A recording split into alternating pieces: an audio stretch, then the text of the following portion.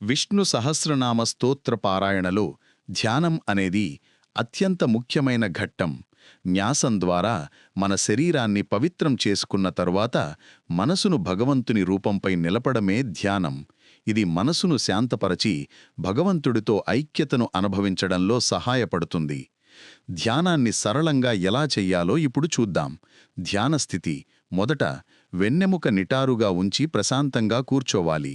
కళ్ళు మూసుకొని శ్వాసను గమనిస్తూ మనసును నిలకడగా ఉంచుకోవాలి. ధ్యాన శ్లోకాల ద్వారా రూపాన్ని ఊహించుకోవడం: విష్ణు సహస్రనామ పారాయణలో క్షీరోదన్వత్ ప్రదేశే మరియు శాంతాకారం భుజగశయనం వంటి ధ్యాన శ్లోకాలు ఉంటాయి.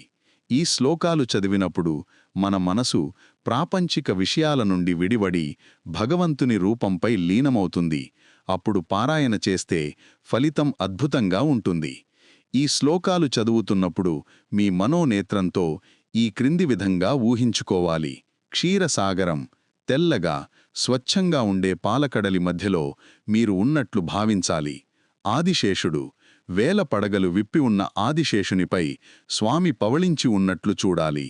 దివ్యరూపం: నీలిమేఘం వంటి శరీర రంగు, పట్టు వస్త్రాలు, చేతుల్లో శంఖు, చక్ర, గద, పద్మాలు ధరించిన విష్ణువును స్మరించాలి. అలంకారాలు: కౌస్తుభమణి, వనమాల, మెరిసే కిరీటం మరియు కుండలాలతో వెలిగిపోతున్న స్వామి ప్రసన్న ముఖాన్ని చూడాలి. భావన: ధ్యానమంటే కేవలం స్వామి రూపాన్ని చూడటం కాదు, ఆ స్వామి గుణాలను అనుభవించడం. శాంతాకారం అన్నప్పుడు మీ మనసులోని ఆందోళనలన్నీ తొలగిపోయి స్వామి వలె ప్రశాంతంగా ఉన్నట్లు అనుకోవాలి. గగన సదృశ్యం అన్నప్పుడు ఆ స్వామి ఆకాశంలా అంతటా నిండి ఉన్నాడని, మీ లోపల కూడా ఆయనే ఉన్నాడని భావించాలి. ఇప్పుడు మనం ముఖ్యమైన కొన్ని ధ్యాన శ్లోకాలను సవివరంగా తెలుసుకునే ప్రయత్నం చేద్దాం. క్షీరోదన్వత్ ప్రదేశే శుచిమణి విలసత్ సైకతే మౌక్తికానాం మాలాక్లుప్తాసనస్తః స్ఫటికమణినిభైర్మౌక్తికైర్మండితాంగః శుభ్రైరభ్రైరదభ్రైరుపరి విరచితైః ముక్తపీయూషవర్షైః ఆనందీనః పునీయాదరి నలినగదాశంఖపాణిర్ముకుందః. ఈ శ్లోకం చాలా విశిష్టమైనది. ఇది మన కళ్ల ముందు ఒక అద్భుతమైన దృశ్యాన్ని ఆవిష్కరిస్తుంది. ఈ శ్లోకం యొక్క లోతైన అర్థాన్ని సరళంగా తెలుసుకుందాం.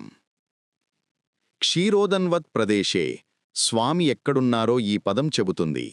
స్వచ్ఛమైన తెల్లని పాలసముద్ర తీరంలో ఆయన కొలువై ఉన్నాడు. ఆధ్యాత్మికంగా పాలసముద్రం అంటే మనలోని శుద్ధ సత్వగుణం, అంటే నిర్మలమైన మనసు. శుచిమణి విలసత్ సైకతే, ఆ సముద్ర తీరంలోని ఇసుక సాధారణమైనది కాదు, అది పరిశుభ్రమైన రత్నాలతో, మణులతో ధగధగ మెరుస్తోంది. అంటే భగవంతుని సన్నిధిలో అంతా ప్రకాశమే తప్ప చీకటి, అంటే అజ్ఞానం ఉండదని భావం.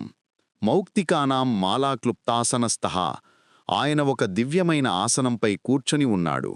ఆ ఆసనం ముత్యాల మాలలతో అలంకరించబడి ఉంది. ముత్యం శాంతికి చిహ్నం. స్ఫటికమణినిభైర్మౌక్తికైర్మండితాంగః, స్వామి తన శరీరమంతా స్ఫటికంలా మెరిసే ముత్యాల ఆభరణాలను ధరించి ఉన్నాడు. ఆయన శరీరం ఆ ముత్యాల కాంతిలో మరింత శోభాయమానంగా కనిపిస్తోంది. శుభ్రైరభ్రైరదభ్రైరుపరి విరచితైః ముక్తపీయూషవర్షైః, ఆయన తలపైన తెల్లని మేఘాలు దట్టంగా ఉన్నాయి. ఆ మేఘాలు నీటిని కాకుండా అమృతవర్షాన్ని కురిపిస్తున్నాయి. మనం ధ్యానం చేస్తున్నప్పుడు భగవంతుని అనుగ్రహం మనపై అమృతంలా కురుస్తూ మన కష్టాలను తొలగిస్తుందని అర్థం. ఆనందీనః పునీయాత్, ఆనందంతో ఉన్న ఆ ముకుందుడు మనల్ని పవిత్రం చెయ్యాలి. కేవలం శరీరాన్నే కాదు, మన మనస్సును బుద్ధిని కూడా. ఆరి నలిన గదా శంఖపాణిర్ముకుందః, ఆ ముకుందుడు తన 4 చేతులలో వీటిని ధరించాడు. అరి చక్రం మనలోని దుర్గుణాలను ఛేదించడానికి. నలిన పద్మం శాంతికి, సృష్టికి చిహ్నం. గద గద మనోబలానికి చిహ్నం. శంఖ శంఖం ఓంకారనాదానికి, జ్ఞానోదయానికి చిహ్నం. ఈ శ్లోకాన్ని చదువుతున్నప్పుడు మీరు కేవలం పదాలను పలకడం లేదు, మీరు మీ మనస్సుతో పాలకడలి తీరానికి వెళ్ళి ముత్యాల కాంతిలో వెలిగిపోతున్న ముకుందుని పాదాల చెంత కూర్చుని ఆయన కురిపించే అమృత వర్షంలో తడిసి ముద్దవుతున్నారు. ఈ స్థితిలో సహస్రనామ పారాయణ మొదలు పెడితే 1000 నామాల శక్తి మీ ప్రతి అణువులోనూ ప్రవహిస్తుంది. భూః పాదౌ యస్య నాభిర్వియదసురనిలశ్చ చంద్రసూర్యౌ చ నేత్రీ కర్ణావాశా శిరోధ్యౌ ముఖమపి దహనో యస్య వాసోయమబ్ధిః అంతస్థం యస్య విశ్వం సురనరఖగో భోగి గంధర్వదైత్యైః చిత్రం రమ్యతేతం త్రిభువనవపుషం విష్ణుమీశం నమామి. ఈ శ్లోకం విష్ణుమూర్తి యొక్క విశ్వరూపాన్ని మన కళ్ల ముందు ఉంచుతుంది. భగవంతుడు ఎక్కడో వైకుంఠంలోనే కాదు, ఈ కనిపించే ప్రకృతి అంతా ఆయనే అని తెలుసుకోవడమే ఈ ధ్యానం యొక్క ఉద్దేశ్యం. భూః పాదౌ యస్య, మనం నిలబడిన ఈ భూమి ఆయన పాదాలు. అంటే మనం అడుగువేసే ప్రతిచోటా భగవంతుడే ఉన్నాడని భావించాలి. నాభిర్వియదసురనిలః, ఆకాశం ఆయన నాభి బొడ్డు వంటిది. ప్రాణవాయువు గాలి ఆయన శ్వాస. చంద్రసూర్యౌ చ నేత్రే, సూర్యచంద్రులు ఆయన 2 కళ్ళు. పగలు సూర్యుని ద్వారా, రాత్రి చంద్రుని ద్వారా ఆయనే మనల్ని కనిపెట్టుకుని చూస్తున్నాడు. కర్ణావాశా శిరోద్యో, దిక్కులన్నీ ఆయన చెవులు. స్వర్గలోకం ఆయన శిరస్సు. ముఖమపి దహనో, అగ్ని ఆయన ముఖం. మనం తిన్న ఆహారాన్ని అరిగించే జఠరాగ్ని కూడా ఆయనే. యస్య వాసోయమబ్ధిః, సముద్రం ఆయన వస్త్రం లేదా ఆయన ఉదరం వంటిది. అనంతమైన నీటిరాశి ఆయన ఉనికికి చిహ్నం. అంతస్థం యస్య విశ్వం, ఈ సమస్త విశ్వం అంటే దేవతలు, సుర, మనుష్యులు, నర, పక్షులు, ఖగ, పశువులు, గో, సర్పాలు, భోగి, గంధర్వులు మరియు దైత్యులు అందరూ ఆయన లోపలే ఉన్నారు. చిత్రం రమ్యతే, రకరకాల రూపాలతో చిత్ర విచిత్రమైన ఈ సృష్టి అంతా ఆయనలోనే ఉండి క్రీడిస్తోంది. ఇది ఒక గొప్ప నాటకంలాంటిది. తం త్రిభువన వపుషం, 3 లోకాలనే తన శరీరంగా కలిగిన అటువంటి విష్ణువుకు నేను నమస్కరిస్తున్నాను. మొదటి శ్లోకంలో స్వామిని ఒక వ్యక్తిగా, ముకుందునిగా చూస్తే ఈ శ్లోకంలో ఆయనే ఈ అనంత విశ్వమని గుర్తిస్తాం. దీనివల్ల మనలో నేను, నాది అనే అహంకారం తగ్గి ప్రతి జీవి పట్ల గౌరవం, భక్తి కలుగుతాయి. శాంతాకారం భుజగశయనం పద్మనాభం సురేశం విశ్వాధారం గగనసదృశం మేఘవర్ణం శుభాంగం లక్ష్మీకాంతం కమలనయనం యోగిహృధ్యానగమ్యం వందే విష్ణుం భవభయహరం సర్వలోకైకనాథం. ఈ శ్లోకం విష్ణు సహస్రనామాల్లోనే కాక మన నిత్య ప్రార్థనల్లో అత్యంత కీలకమైనది. దీనిలోని భావాన్ని, అంతరార్థాన్ని ఇప్పుడు చూద్దాం. శాంతాకారం, శాంత ఆకారం. భగవంతుడు ఎప్పుడూ అలజడిలేని ప్రశాంత స్థితిలో ఉంటాడు. సముద్రంపైన అలలు ఉన్నా లోపల నిశ్చలంగా ఉన్నట్లు ప్రపంచంలో ఎన్ని మార్పులు జరిగినా ఆయన రూపం శాంతం. మన మనసు కూడా ఆ ప్రశాంతతను పొందాలని ఇక్కడ ప్రార్థిస్తాం. భుజగశయనం, పాముపై శయనించినవాడు. భుజగా అంటే పాము, ఆదిశేషుడు. ఇది మనలోని కాలానికి చిహ్నం. కాలమనే సర్పంపై ఆయన పవళించి ఉన్నాడు. అంటే ఆయన కాలాన్ని శాసించేవాడు, కాలాతీతుడు అని అర్థం. పద్మనాభం, బొడ్డులో పద్మం కలవాడు. ఆయన నాభి నుంచి ఒక పద్మం ఉద్భవించింది. అందులోనే సృష్టికర్త బ్రహ్మ ఉన్నాడు. అంటే సమస్త సృష్టికి మూలం, కేంద్ర బిందువు ఆయనే. సురేశం, దేవతలకు ప్రభువు. ప్రకృతిని నడిపించే ఇంద్రాది దేవతలందరికీ ఆయనే సర్వాధికారి. విశ్వాధారం, ప్రపంచానికి పునాది. ఒక ఆభరణానికి బంగారం ఎలా ఆధారమో, ఈ అనంతమైన విశ్వం నిలబడటానికి ఆధారం ఆ పరమాత్మ. ఆయన లేనిదే ఈ ప్రపంచం లేదు. గగన సదృశ్యం, ఆకాశం వంటివాడు. ఆకాశం ఎలాగైతే అంతటా నిండి ఉంటుందో, దేనికీ అంటుకోకుండా నిర్లిప్తంగా ఉంటుందో, భగవంతుడు కూడా సర్వవ్యాపి మరియు నిరాకారుడు. మేఘవర్ణం, నీలిమేఘం వంటి రంగు. వాన కురిసే మేఘం నల్లగా, నీలంగా ఉంటుంది. అది జాతికుల భేదం లేకుండా అందరికీ వర్షాన్ని చితృప్తిపరుస్తుంది. అలాగే భగవంతుడు తన కరుణను అందరిపై సమానంగా కురిపిస్తాడు. శుభాంగం, మంగళకరమైన రూపం. ఆయన ప్రతి అంగం పవిత్రమైనది. ఆయనను స్మరిస్తేనే మనకు శుభం కలుగుతుంది. లక్ష్మీకాంతం, లక్ష్మీదేవికి ప్రియమైనవాడు. లక్ష్మీదేవి అంటే సంపద, ఐశ్వర్యం. ఇక్కడ లక్ష్మి అంటే కేవలం డబ్బు కాదు, లక్ష్యం కూడా. మనకు సరైన లక్ష్యాన్ని చూపేవాడు ఆయనే. కమలనయనం, పద్మాల వంటి కన్నులు. ఆయన చూపు తామర పువ్వులా చల్లగా, అందంగా ఉంటుంది. ఆ చూపు మనపై పడితే చాలు, మన కష్టాలన్నీ పటాపంచలైపోతాయి. యోగి హృద్యానగమ్యం. గొప్ప గొప్ప యోగులు కూడా తమ హృదయాల్లో నిరంతరం ధ్యానం చేయడం ద్వారా మాత్రమే ఆయనను చేరుకోగలరు. అంటే ఆయన బాహ్య ప్రపంచంలో కాక మన లోపలే ఉన్నాడని అర్థం. వందే విష్ణుం భవభయహరం. భవ అంటే పుట్టుక చావు అనే సంసార చక్రం. ఆ సంసార భయాన్ని పోగొట్టి మనకు మోక్షాన్నిచ్చే ఆ విష్ణువుకు నమస్కరిస్తున్నాను. సర్వలోకైకనాథం. 14 లోకాలకు ఆయనే ఏకైక రక్షకుడు, యజమాని. ఈ శ్లోకం చదివేటప్పుడు మన చుట్టూ ఉన్న ఆందోళనలను పక్కనపెట్టి ఆ స్వామిలాగే మనం కూడా శాంతంగా ఉండటం అలవాటు చేసుకోవాలి. భగవంతుడు మన హృదయంలోనే ఉన్నాడనే స్పృహ కలిగితే జీవితంలో ఎటువంటి భయం ఉండదు. మేఘశ్యామం పీతకౌసేయవాసం శ్రీవత్సాంకం కౌస్తుభోద్భాసితాంగం పుణ్యోపేతం పుండరీకాయతాక్షం విష్ణుం వందే సర్వలోకైకనాథం. విష్ణు సహస్రనామాల్లోని ఈ ధ్యాన శ్లోకం భగవంతుని యొక్క సౌందర్యాన్ని, ఆయన కరుణను కళ్లకు కట్టినట్లు వివరిస్తుంది. శ్లోక వివరణ మరియు అంతరార్థం. మేఘశ్యామం, నీలిమేఘం వంటి రంగు. స్వామి శరీర ఛాయ ఆకాశంలో నీటితో నిండిన మేఘంలా ఉంటుంది.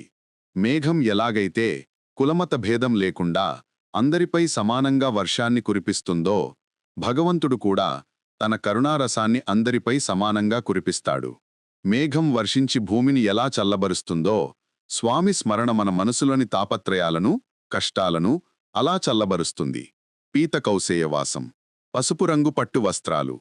పీత అంటే పసుపు, కౌసేయ అంటే పట్టు వస్త్రం. నీలిరంగు దేహంపై పసుపు పచ్చని పట్టు వస్త్రాలు ధరించడం నీలిమేఘం మధ్యలో మెరుపుతీగ మెరిసినట్లు ఉంటుంది. ఆధ్యాత్మికంగా పసుపు రంగు జ్ఞానానికి సంకేతం. ఆయన జ్ఞానమనే వస్త్రాన్ని ధరించి ఉంటాడు. శ్రీవత్సాంకం.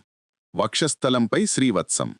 స్వామివారి వక్షస్థలంపై ఒక ప్రత్యేకమైన గుర్తు ఉంటుంది. దానినే శ్రీవత్సం అంటారు. ఇది లక్ష్మీదేవి నివసించే స్థానం.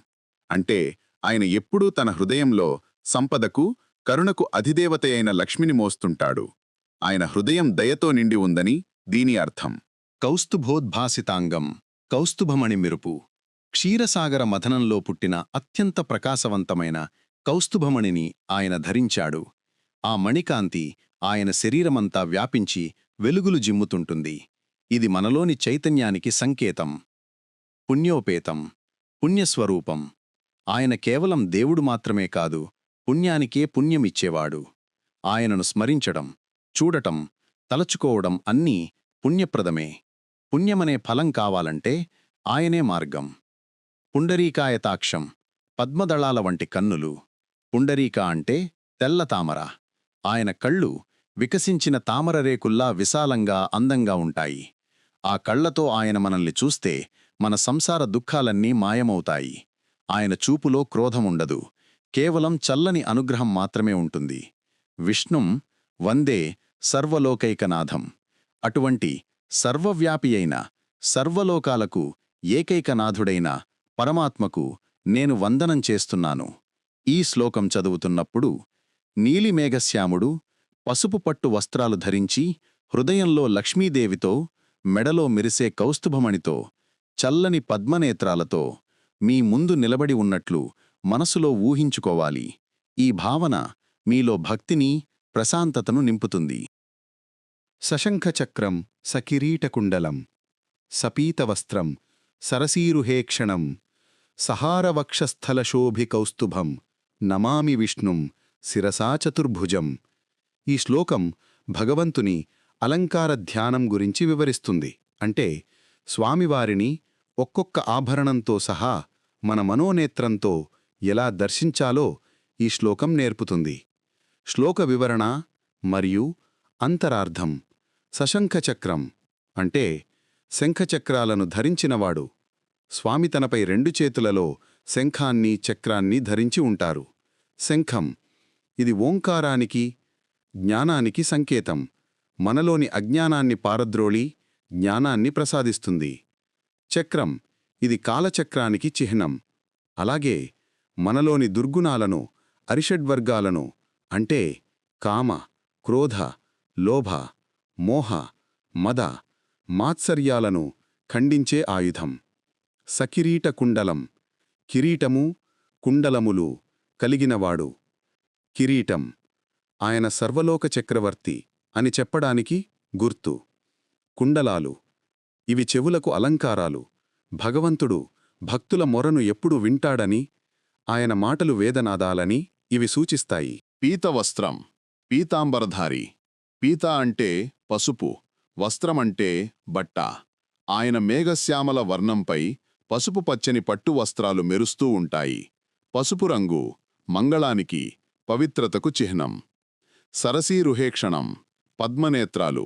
సరసీరుహమంటే పద్మం.